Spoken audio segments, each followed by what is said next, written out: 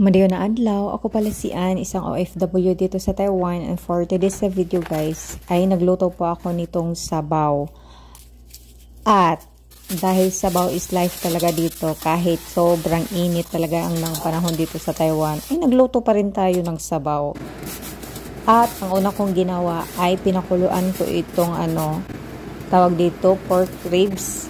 Yung medyo wala na talaga siyang mga dugo-dugo, drain at hinugasan ng maayos. Pag nagluluto talaga ako ng mga buto-buto guys, ganyan talaga ako, hinugasan ko siya ng maayos. Kasi yung ang tawag dun parang mga libag, yung mga dugo-dugo.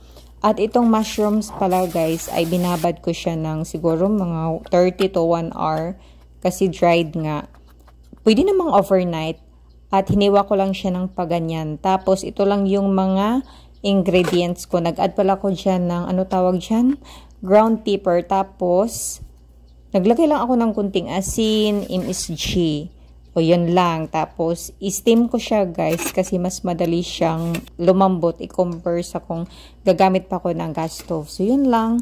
Napakadaling recipe at masarap pa. So, yun lang. Kain po tayo.